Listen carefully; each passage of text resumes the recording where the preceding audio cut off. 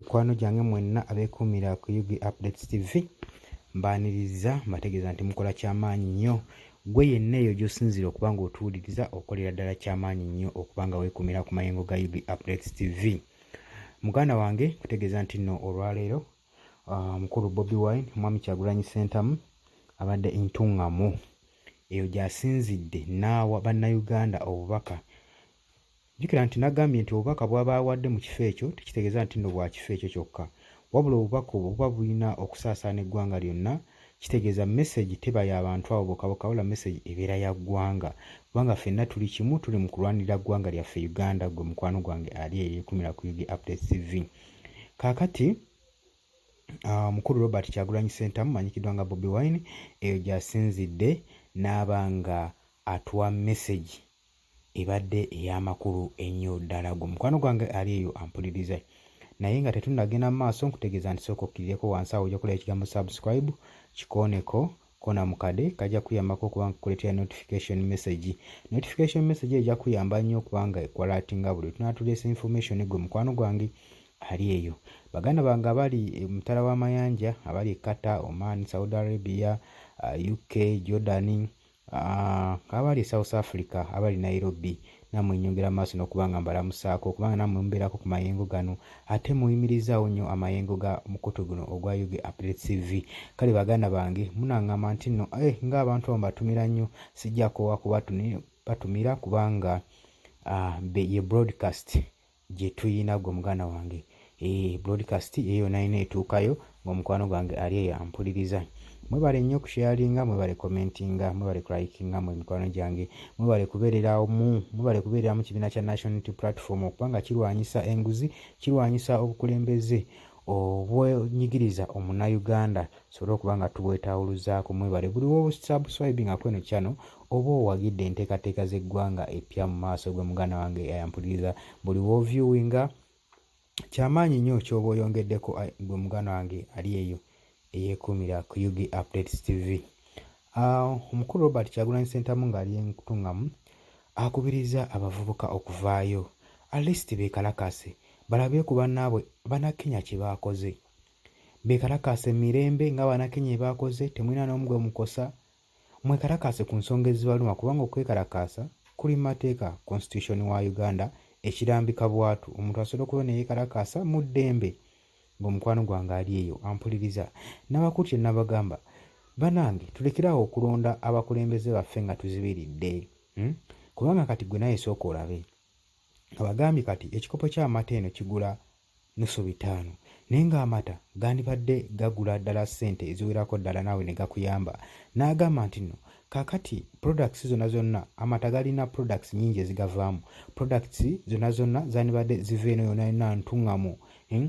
Products zonna z'omanyi ezikolebwa mu mata, okugeza yogati, ice cream, twala tugende ebintu bingi nnyo ebikolebwa mu mata, byonna byandibadde factories zisetingibwa eyo ntuŋŋamu. Gwe mukwano gwange ne tuba nga tu-exportinga naffe amata nga tugatwala mu ggwanga eddala ne kitwongerako ku ekonomi yaffe nga n'omusolo gwe guyingira muganda wange. Naye agambye byonna byonna tebiriiwo, naye byonna gavumenti eno yabizikiriza. Ddagwe mukwano gwange ali eyo ampuliriza. Abakubiriza n'abagamba nti nno mubeere kyakulabirako. Beera Bobi Wine weeyo gy'owangaalira, oba okola mu Katanga, oba oli mu ghetto, oba oli mu Kirombe, oba oli luddawo oyo Kyamanda, fuuka eyo Bobi Wine. Muleme kusiiga kifaananyi kya National Unity Platform ekibi nti ffe abakola effujjo, nti aba National Unity Platform bakola effujjo be bayaaye nga bye baboogerako. Gwe muganda wange ali eyo ampuliriza. Abakuutidde okwebereramu, abakuutidde okubeera abakozi, baleme kubeera nga bavumaganya ekibiina kya National Unity Platform. Gwe mukwano gwange ali eyo ampuliriza. Robert Kyagulanyi Ssentamu mu kwogera abasuubiza nti singa anaabeera ku bukulembeze ajja ku ntebe ajja kukola ebintu bingi. N'agamba nti nno kakati mulabe nammwe obukulembeze buno buli kimu bukibbye. Bano abasajja baliko babbi ensimbi z'omusolo, bali enguzi. Nange kennyini akalulu kamwe ke mwalonda omwaka ogwa 2021 nako baakabba.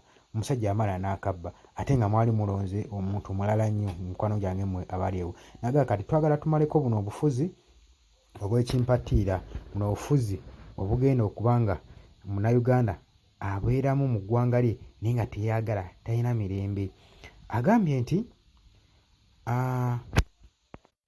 nno mu mirembe tetusobola kuggyako gavumenti ya Kaguta Museveni okuggyako nga wabaddewo ekikolebwa ggwe muganda wange ali eyo. So mbakubiriza era mbakuutira mubeeko kyemukola. Omulaba mu kibuga nga tulina ensonga gye tulinnyeko, nammwe eno muveeyo. Nammwe muveeyo mubeeko kyemukola. Mulaba eri ekigenda mu maaso, nammwe mukitunuulire, mukirabe, mukikoppe, tugende nakyo mu maaso. Nga bannaffe Abannakenya bwe baakoze, boogeza eddoboozi limu n'olaba ng'ensonga zaabwe basobodde okuba nga omukulembeze azituukiriza. Gavumenti naye banga esobola okuba nga ebawulira, ensi neesobola okuba nga ebalaba. Ministries ez'enjawulo mu gavumenti neesobola okubeera nga zibalaba nga zibawuliriza, ne basobola okuba nga bateeka mu nkola ebyo bye beetaaga ebadde bibanyigiriza gwe muganda wange eyeekumira ku Yugi Updates TV. Nkutegeeza nti no teweerabira ku subscribinga era okola kyamaanyi nnyo okuba nga oli ku mayengo gano aga Yugi Updates TV. Kakati nno olunaku olw'enkya, ennaku z'omwezi 18 olwokutaano, tuli Isingiro. Gwe muganda wange tuli Isingiro era gye tugenda okumalirako wiiki eno. Awula baganda baffe abatuwerekedde ku ttu eno okuba twatandika ennaku z'omwezi 15 ku Mande, okuva ebundi bujjo, Ishaka, Bushenyi, Lukunjiri, ne mutuwerekera paka Ntungamo. Kati mutuwerekere paka Isingiro n'abantu b'Entungamo namwe mukole nga banamwe baakoze, musobole otuwerekera paka Isingiro yetugenda okubeera nga tukomekereza ttuwa yaffe eya wiiki eno gwe mukwano gwange ampuliriza eyeekumira ku Yugi Updates TV. Nkutegeeza nti nno mwebereremu bannange, mwebereremu. Omukulembeze waffe muyirewo omubiri, muyirewo omubiri kubanga buli kintu okimanyi teri kintu kitwalibwa kaweweevu, buli kintu kyakutwalibwa ku risiki. Kakati mbasaba muyirewo omubiri, naawe oli eyo ng'oli mitala w'amayanja osobola okutuyirawo omubiri ng'osubscribinga ku zino kikyano, ng'ozisharinga banno nga bawuliza eddoboozi lino, neesobola okuba nga ligenda viral, kitegeeza nti naawe ojja kuba olina ky'okoze okwongera okulwanyisa effugabbi mu ggwanga lyaffe Uganda. Gwe mukwano gwange ayeekumira ku Yugi Updates TV. Tutegeeza okola kyamaanyi, tova ku mayengo kano, tugenda kuba nga tukomawo bingi tubikyabireeta. Gwe ky'oba okola subscribinga busubscribings bingi bye tubaleetedde, wakuba nti World Tour eno ebadde erina byezi byawo nga tulina obbaweereza, naye tugenda kuba bingi bye tugenda okuba nga tukolako follow up eby'emabega bye twabaweereza, tusobole okumanya byaggweerawa, biggweerawa bino byakomekerezaawa. Olina story gy'otaamanya gye byaggweera, osobola ogenda mu comment section n'oteekawo ne tugikolako follow up, ne tuginoonyereza, ne tukuleeta information gwe mukwano gwange eyeekumira mu Yugi Updates. Twagala obeere eyo emitala w'amayanja ebunaayira, mumanyi buli kimu ekigenda mu maaso mu ggwanga lyo, kuba naawe okola kyamaanyi otulaba, ate okola kyamaanyi okukola n'okomawo n'okulaakulanya eggwanga. Gwe mukwano gwange ali eyo ampuliriza. Kale nno mbaagaliza ekiro ekirungi.